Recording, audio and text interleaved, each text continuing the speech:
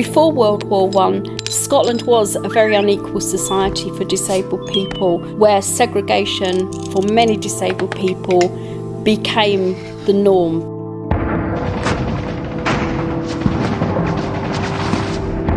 Then soldiers started coming back from the war with injuries, missing limbs, lost sight and shell shock. I don't think we can underestimate the sheer numbers. I mean, it was absolutely enormous. And for a small country like Scotland, it was a huge shock to all the kind of social structures to have to deal with this number of injured people, because it was absolutely unprecedented.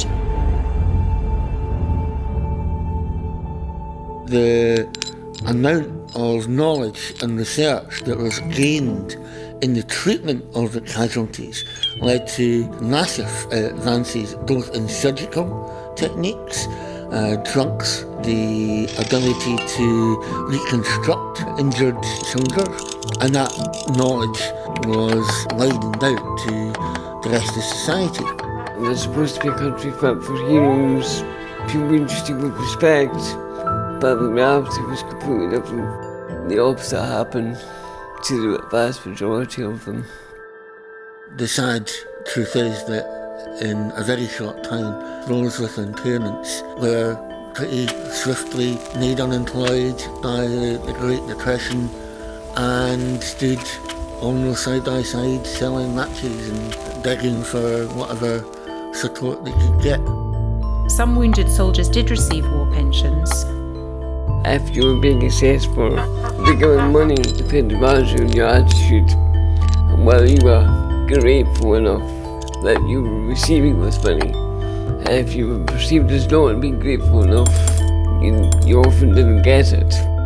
There still is a real distinction between people who acquire impairments in civilian life and people who have been injured through their role in one of the forces. In 1920, there was such a sense of injustice that some groups started to fight for their rights. With the National League of the Blind March, there was a Scottish contingency that marched down to Westminster to fight for the right to have an early retirement age and a pension.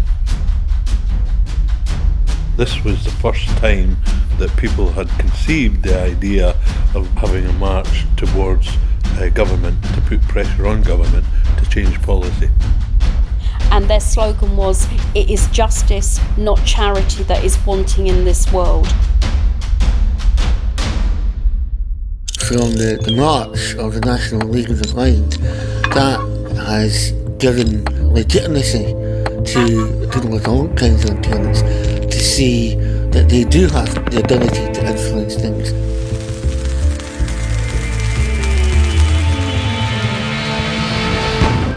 The UN named 1981 the International Year of Disabled Persons. What happened from it was really quite extraordinary. Local coalitions of disabled people started springing up all around the UK, and from there the disabled people's movement that we recognise now really started. With a lack of funding from government for people with impairments, society also started to recognise the need. I love this, it's so stylish. Please help mentally handicapped children. It just shows how much language changes and how mutable it is, that this was seen as being perfectly acceptable terminology, probably even 20 years ago.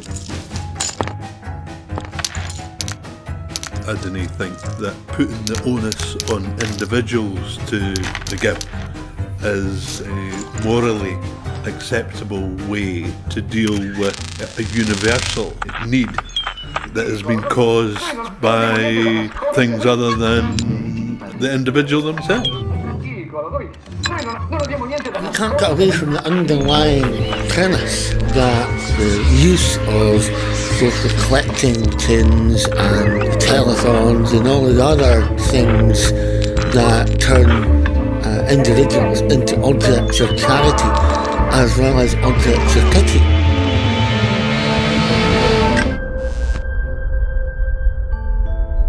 It's been 100 years since World War I, and society has changed massively.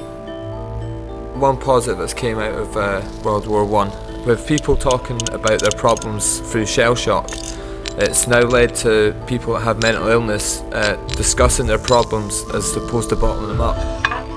The disabled people's movement has been an uphill struggle, but it's been a fight worth having. Today, the individual freedoms are much greater. However, those freedoms are still given to us as acts of charity. They're not given to us as a human right, and that's, for me, the element that we need to complete the journey. Most of all, though, I think the most positive change has been that we as disabled people see ourselves and how we celebrate our difference. We don't have to apologise for who we are, and we should feel comfortable with who we are.